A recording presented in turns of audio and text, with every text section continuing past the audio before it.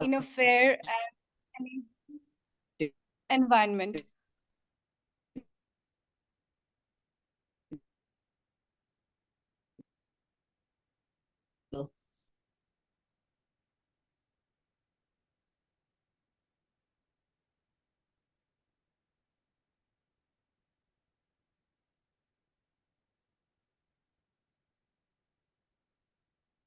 Assam, and Agni would say a few words about what Youth Squad does and the role of Youth Squad in ECDF and how they have been contributing towards community development. Agni, over to you. Hello. Very good evening from Assam. I am Agni Prakash Bora, the lead member of ECDF Youth Squad from Assam. First of all, I take this opportunity to thank the president of CFBP, Swapnil sir, for this association. We indeed feel very privileged and thrilled.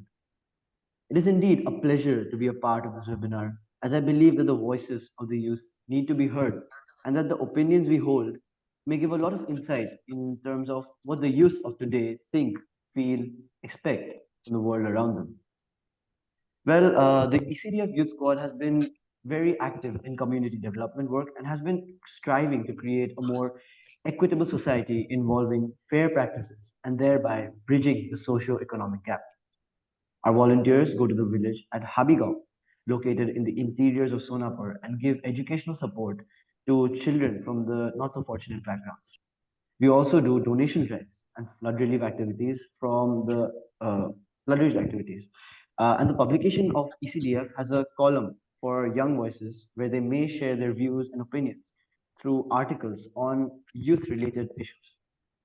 The Youth Squad team that we have in Kenya is actually very active and involved in creating awareness about the SDGs and other social issues. We are also involved in the Child Education and Rights Awareness Walkathon that is held annually and aims at creating mass awareness in subjects pertaining to quality education for all, child rights, gender equality, and so forth. Now, I invite more young voices to join ECDF's squad movement so that they can create a positive difference in our society and at the same time like develop their leadership skills.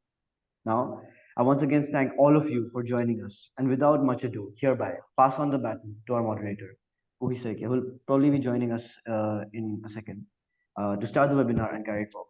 Over to you. Thank you.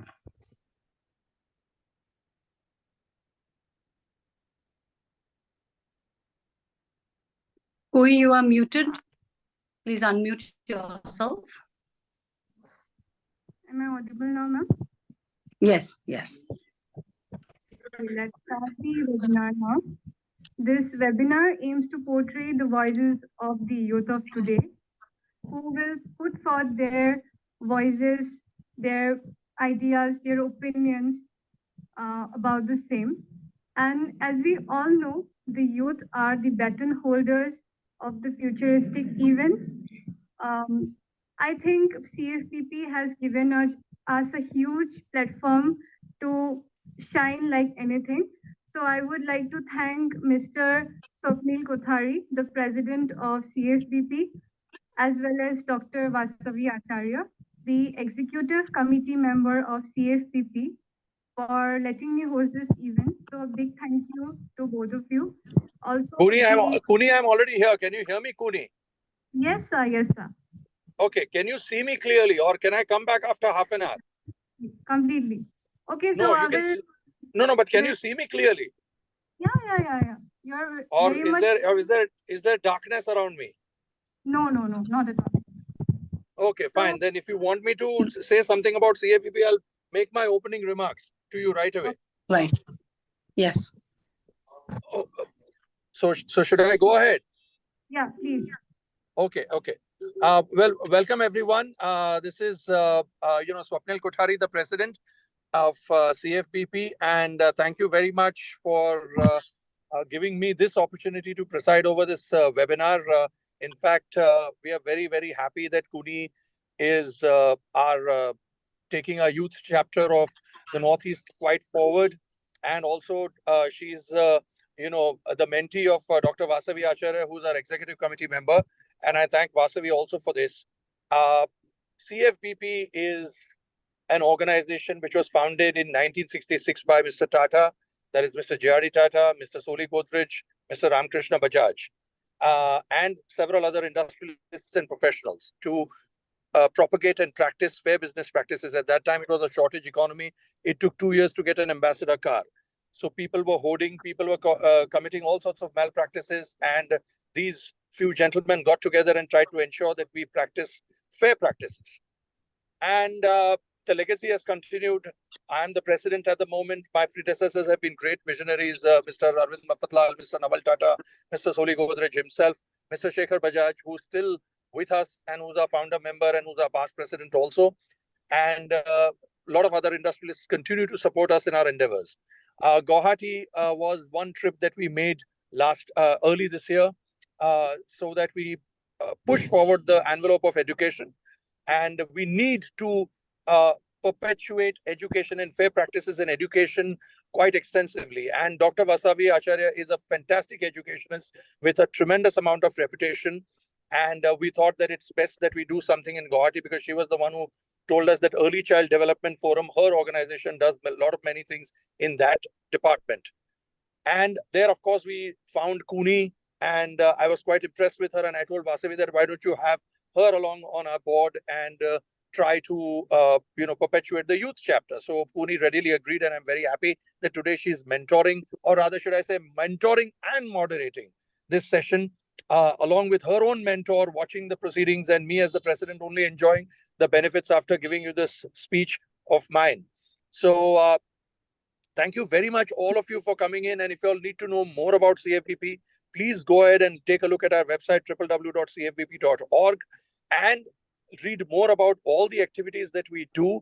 And we have taken up the topic of education very seriously, and we want to ensure that we do more things in education on a broader scale, especially in the Northeast, because I believe that that is one area of India, along with, say, the middle parts of India, which needs to be really has a lot of talent and a lot of potential. And if CFBP can help out in some manner out there, we'll be more than privileged to do so, where we not only perpetuate the field of education, but fair practices in that, because there are ample unfair practices that go on in that field. And you take it from the learning environment, from the way the teachers behave with the students, the overemphasis on artificial intelligence, where students miss out on the actual human touch of the teachers more often than not, capitation fees, many other things that are there in the, less infrastructure or lack of infrastructure. So that is something which I believe is extremely important for us to perpetuate and to get into that space. So thank you very much, everyone. And I'm very happy for you to give me this opportunity. And I'm glad that there are many people who are attending this. And Kuni, please, the floor is all yours. Please continue, and thank you very much. Thank you, sir. Thank you for your kind words and Vasavi. support. This means a lot to us. Thank you so much. Thank you. So without further much delay, we would like to introduce you all with the lineup of speakers of today. Our panelists for today. So first speaker is Jahnavi Sharma, counseling psychologist and psychotherapist, CBT, REBT, art therapy, MSc counseling psychology trauma, informed care specialist, school psychologist in SBOA Public School Guwahati, consultant in Gate Hospitals Guwahati. Our second speaker is Manveer Amarjyoti, graduate in BA Development Economics from Royal Thimphu College. Our third speaker is Shirley Akinwe Ochieng, Kisumu Senior Academy Foreign Exchange of Students. The fourth one is Pori Nursery, student of MSW first semester, NEF College, Guwahati. The fifth one is Lovely Sonowal, BSW third semester student from Assam Downtown University, Guwahati. And the sixth One is Bharbi Basita Kalita, student of Faculty Higher Secondary School, Guwahati. I welcome all of our speakers on board with us. All right, so I'll be coming straight away to the questions. My first question goes to Janvi Sharma. So, my first question is, as you are a psychologist, what do you think is the impact of the pandemic on the students and their learning as well as their behavior? And may I also know how can one ensure safety in a learning environment, as we can see that the students of today are daring risk takers, like they do not think of the consequences of their actions. So over to you, Janavi. The floor is all yours. Yeah, so first of all, am I audible properly? Yes, yes. Yes. So first of all, thank you so much, Kini, for the question, and thank you so much, CFBP and ECDF platform for having me here today and for giving me this opportunity. So yes, so my name is Janvi Sharma, and I am practicing as a counseling psychologist. And I think the question that you have put is very relevant because we have seen uh, after the pandemic, after the COVID, there has been a lot of changes, or you can say a lot of ups and downs in life of people in general, right? So, talking about the school environment, there has been a totally shift, like we say, paradigm shift in children's education wise or learning wise, and the entire school environment. So, if we have to talk about, like, no, I have experience in working in two schools. Like, I worked in Maria's and I'm currently working in SBOA. So, the change, that major change that I have seen is in their behavior, right? So, like we talk about the paradigm shift. So, why there has been a lot of change in behavior? First is that we have shifted from the practical and the traditional method of teaching to online. So nowadays, even the small children, not nowadays, but yeah, it has started from COVID. The small children we have seen being exposed to, they have been introduced to the mobile phones, obviously because of the education, because of the learning methods and all of the things that have been done, and that have been conducted through online mode. So due to that, now there has been a lot of, if you ask me about the consequences, right, about the repercussions. So even though now the scenario has changed, like now the situation is normalized, COVID is hopefully and not there at this point of time, but there has been a lot of concentration issues in children, like they're not able to pay attention, they're not like it has reduced the attention span of the students when we talk about the small children.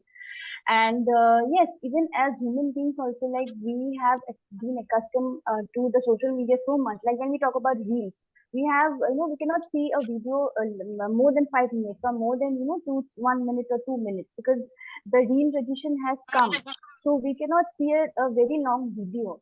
So for us adults only, it has affected so much. So yes, speaking about the younger children or students as specific, it has affected the attention span, their concentration, their ability to read and write. Because when COVID was there, the writing part was not done too much. Their parents were there, so they used to do their homework or assignment or even the exams. So, and the classes were online, so they used to just wake up and then sit in front of this big screen, no human interaction, no physical interaction, just carrying out of the normal syllabus and just seeing their peers only through the screen, and that's it. And when we talk about the elder children, definitely we can see that there has been a lot of socio-emotional issues that have come up because of the lack of interaction, lack of physical, belonging, because teenagers and even adolescents and we as adults, we need the human interaction and the belongingness, right? We need to belong. We need to feel, that we are included in something. We are, there with somebody. So that was not there. So that socio-emotional concern, not only in teenagers, but also in, we can see this in children also. So that particular field is missing, because the way earlier teachers used to conduct the the normal teaching method, like they used to come and take the lessons and just talk about normal stuff and just complete the syllabus. That thing, if we do now, it won't work. Why? Because we have to teach them or start from the basics, because now when I see the LKG, UKG students, the class 1 students, they have learned so many things which is not at all age appropriate. When we see, when we compare ourselves to them, I personally feel that okay, this is not the age that they should know all these things. And it also brings us the concern of, the parents also should be involved in this, observing and monitoring what they are seeing, because now we cannot tell them ki phone de do, okay, give me the phone or do something, or maybe ask them not to use it, because they are accustomed to this, and it has become a habit for them. So yeah, the only thing, and I think the basic thing that we as teachers, or the monitors or the parents can do is like monitor their children, what content they are watching, what things they are learning. And as teachers also, we need to say for example, we have taken a class, or there is a class of students. So what a teacher can do is, like, when children come to the class, ask them, know how are their mood, how are they feeling emotionally, and what did they do in the weekend, how did they spend family time, or what are the favorite things. So these things need to be, or maybe include them with others, include them as in, like, give them some group projects or include them in some group activities. So these can be done in order to build these things, because after COVID, I think, yes, this is another major thing which has been impacted. And yeah, I think coming to the next question that you asked, that how can we ensure the risk factor, and how can we ensure that these things are being monitored and the risk-free environment in school. Yeah. So now I believe that when I was attending one workshop which was conducted by CBC itself, so it was very insightful. So the entire school, the teachers, starting from the principal and every other members and staff who were included in the school, they tried to build this thing. So ensuring risk-free environment doesn't mean only the responsibility of the counselor or the special educator or the those who are there in that particular zone, or particular 2-3 people in that. It should be the responsibility of the entire school. Like, I think if we build a peer engagement or peer monitoring team, or peer led team, because because yeah, the concept of counselor is there, and students know, and even the teachers know, or the authorities management knows that okay, if somebody is facing some issue, and send them to the counselor, then they'll talk. But this is like a single-handedly done job. This won't ensure a risk-free environment, right?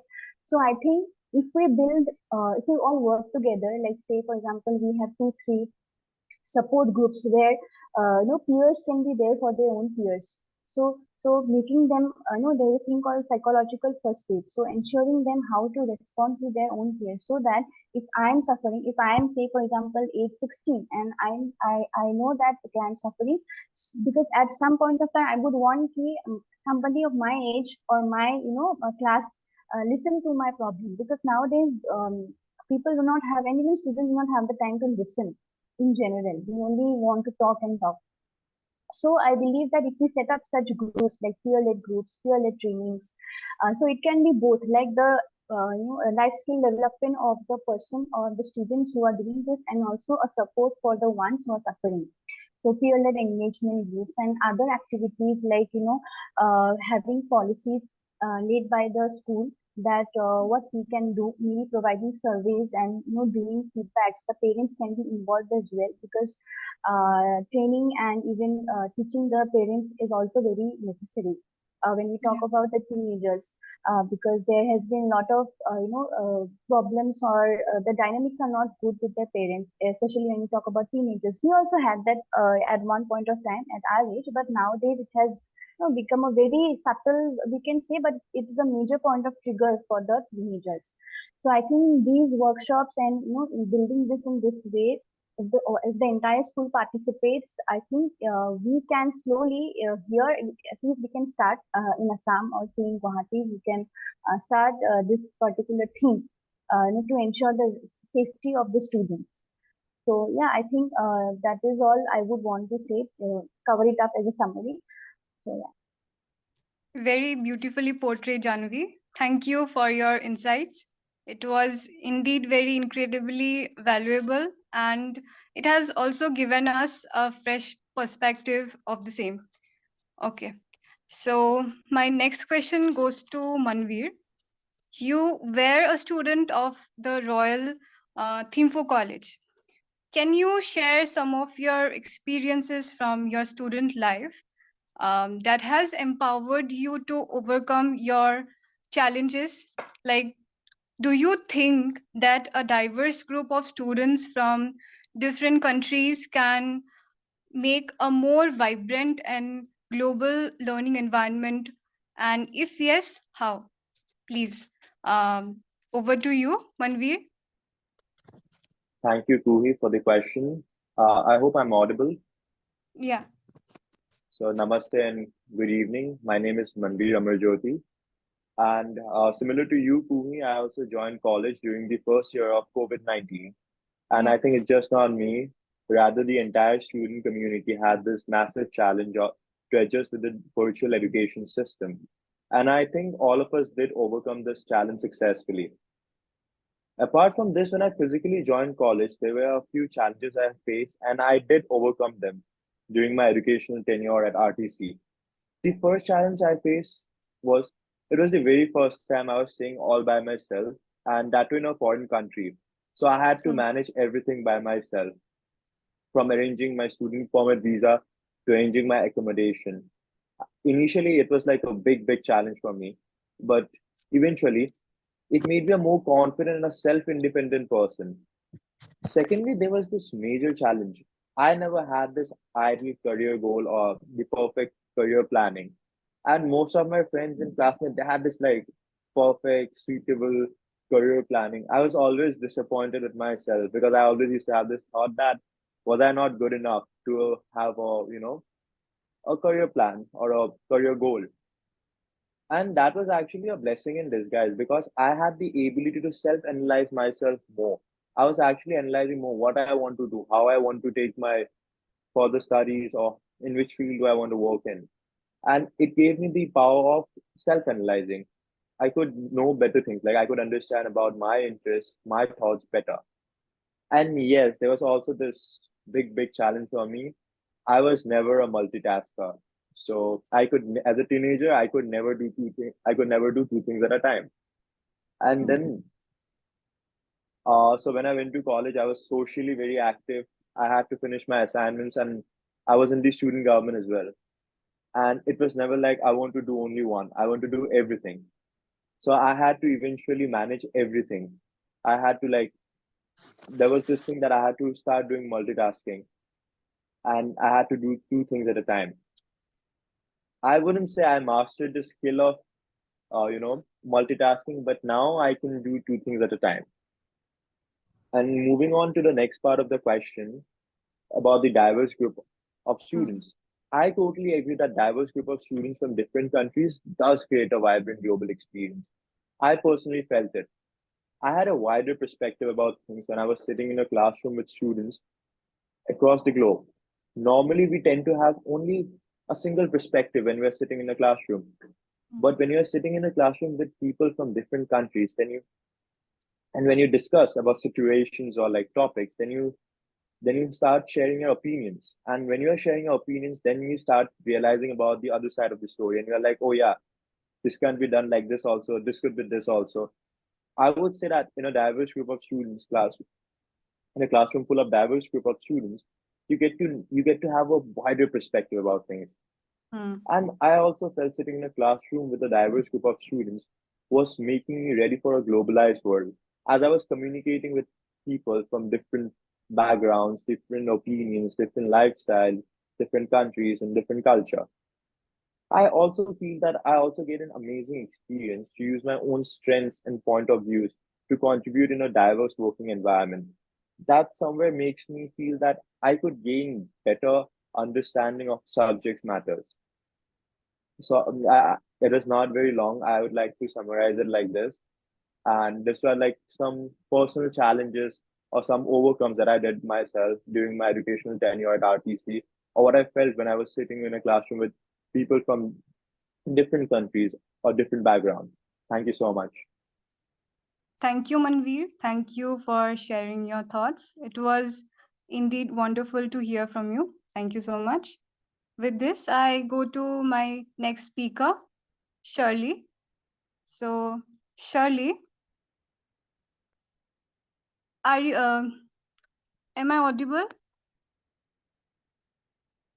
Shirley? Yes. Yes, you are. Yes. Okay. You are from Kenya, and I guess you have a different learning environment in terms of infrastructure and methodology, right? So, Yeah. can you share a few positive things in your learning experience?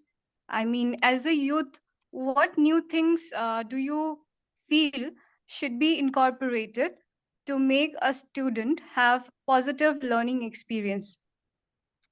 Over to you. First of all, hello guys. My name Hello. is Shal Chieng. I'm 13 years old. I school at Kisumu Senior and I am in year 9 right now. So, as Shali from Kenya, I can definitely share a positive aspect of my learning experience. Despite the challenges we may face in terms of infrastructure, there are still certain things that have made my learning journey enjoyable. First is like the community engagement. One positive aspect is strong sense of community engagement that exists in our learning environments. We often come together as a community to organize the study groups, share resources, and help each other out. This, this collaborative learning approach fosters a supportive environment where students can exchange knowledge and ideas. Second, emphasis on practical skills.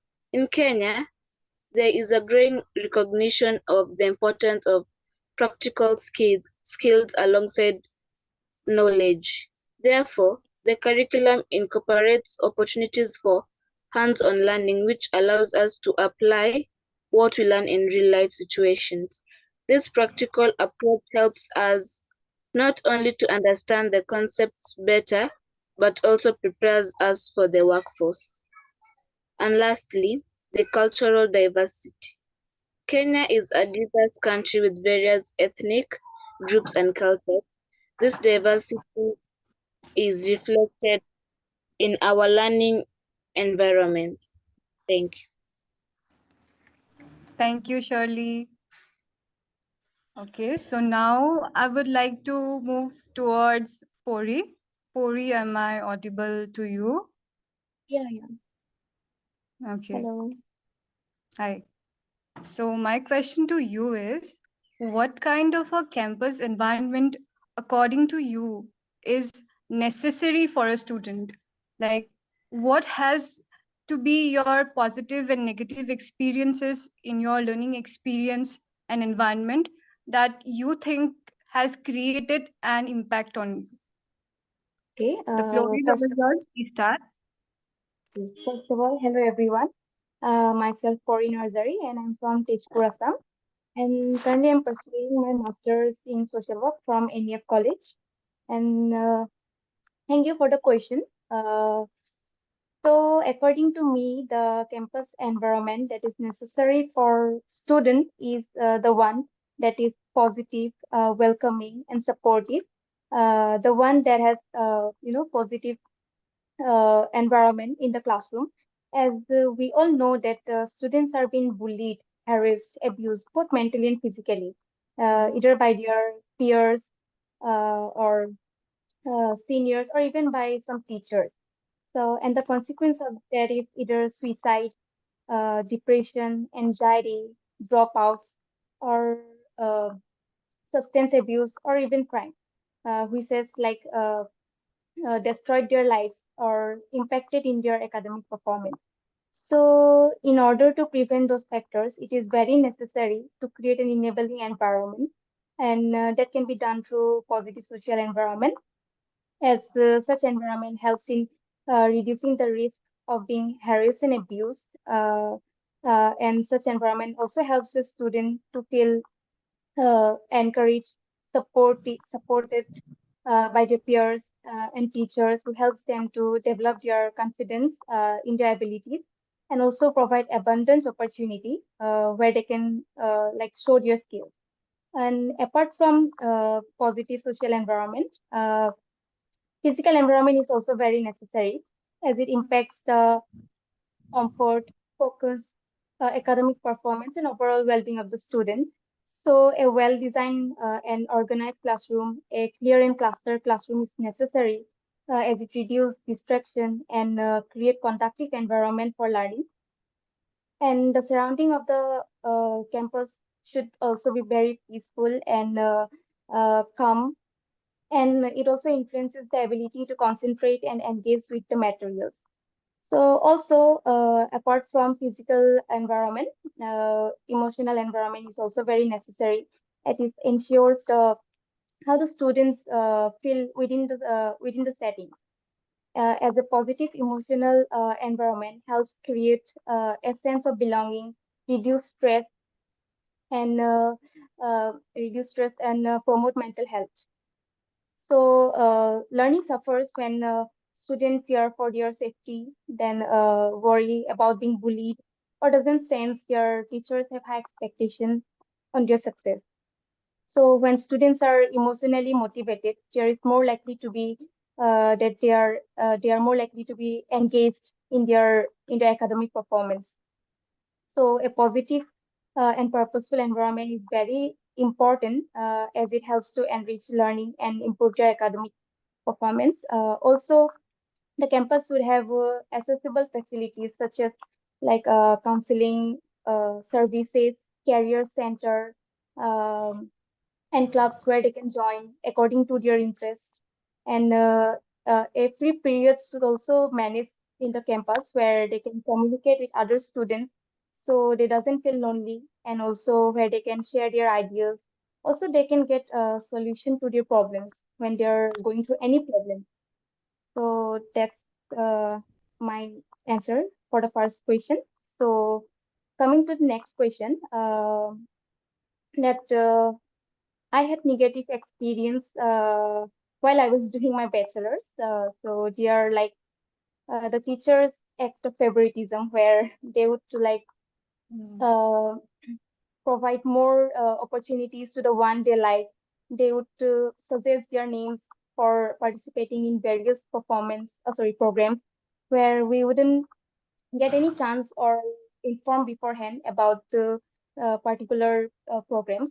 So also they would give more marks to the ones they like. They wouldn't value our efforts, how much effort we do. They wouldn't give the deserving marks that we should get. They always try to like bring up the ones they like and make them the topper like that. And the positive experience that I had is that apart from that, some particular teachers, some are very supportive. They would make us feel comfortable, where we can share our problems with them. Also, the campus used to have clubs where we can join according to our interest. So yeah, that's all I would like to say. Thank you very much. Thank you, Pori. Thank you for sharing both your positive as well as negative experiences in a learning environment, that too as a student. Thank you so much. With this, I go to my next speaker, Lovely.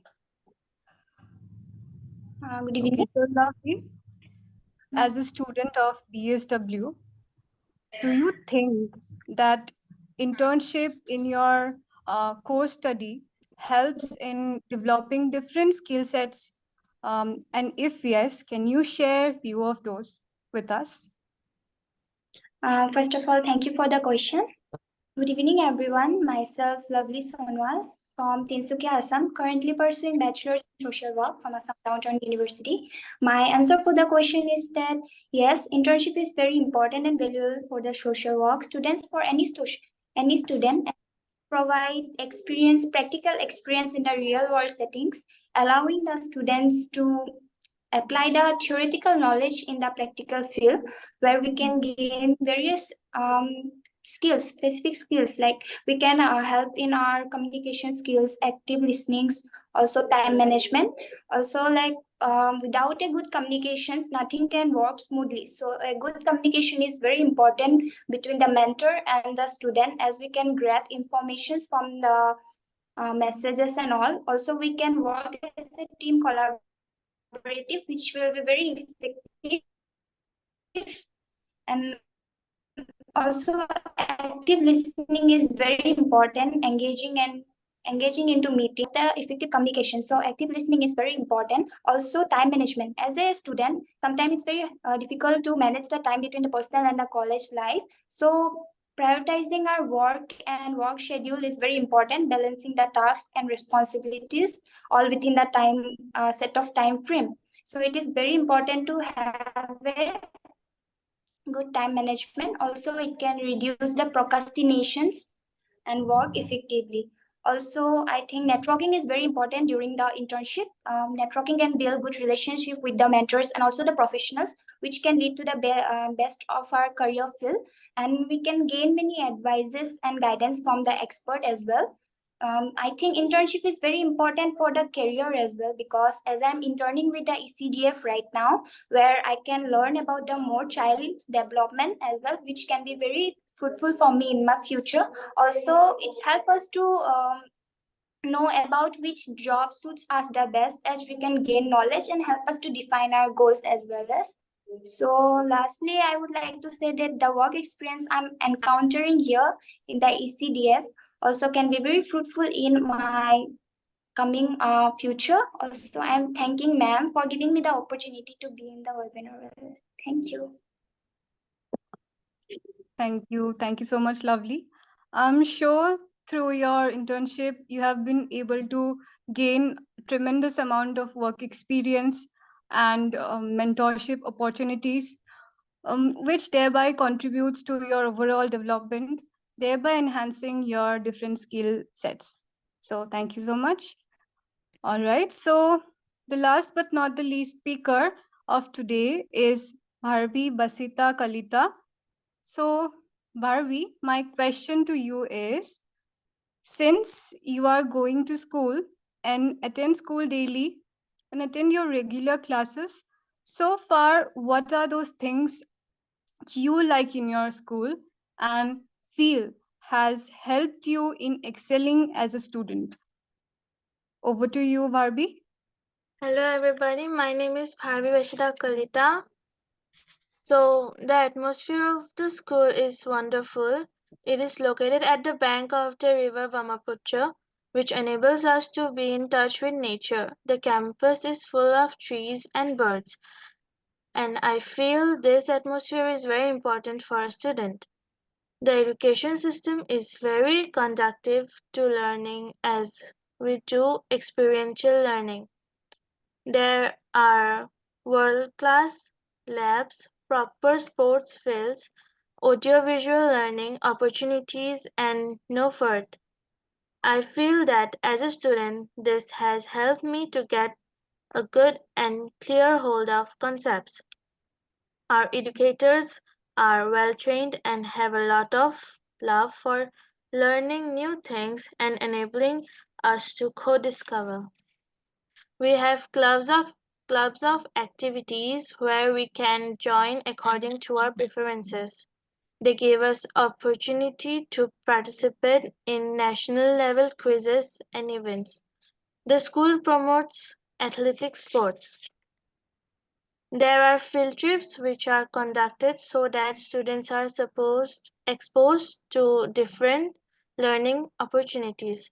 The students do team activities that help them develop the 21st century skills like collaboration, communication, problem solving, etc. Model United Nations have given me the opportunity to learn conflict resolution and negotiation skills along with the many other skills. I feel this kind of environment is very essential to develop learning for students. My friends are my great support. We all got good bonding and I feel happy to go to school.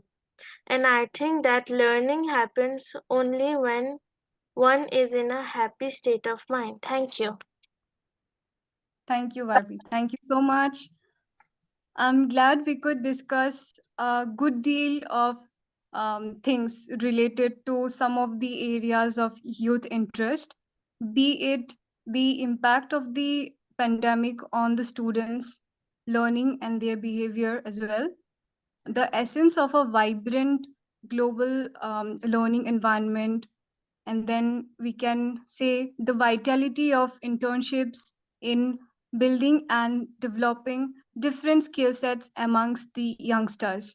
I'm definitely going to take away a lot of new learnings with me from this talk. Thank you so much. Thank you, speakers.